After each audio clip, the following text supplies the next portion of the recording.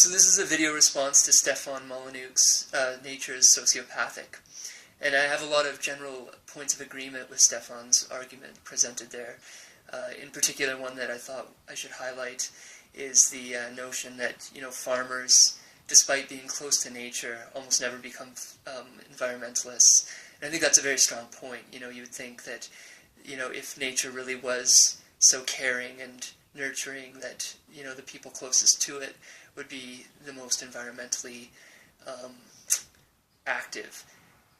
But one issue that I would address, and I think that, it's still going to be present even if it was a true free market or not, but it is something that I think, is at the heart of a healthy form of environmentalism, namely that through factory farming, there has been the sort of control of the wills of billions of animals.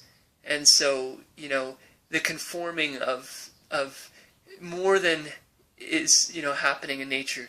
Even if it is sociopathic, there's a level of cruelty to those animals that might not be sort of natural in the sense of the cages that chickens have to live in some of these situations.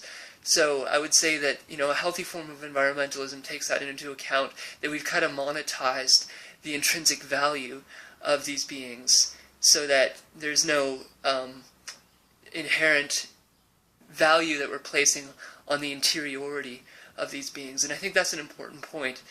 Environmentalists typically don't talk about the interiority of these beings, but I think that there is, even if they are sociopathic, which I think all beings with only our complexes are, reptilian complexes, they still have a will, and we shouldn't completely necessarily try to destroy the intentionality that these beings do have. And mammalians, especially mammals, with mammalian limbic systems, seem to have even greater interiority. They seem to care for their young, have some sort of emotional bonding capacity. So I wouldn't consider them necessarily strictly sociopathic. I think they do have some caring, and this evolves even greater with humans, with even greater and more depth of caring and compassion.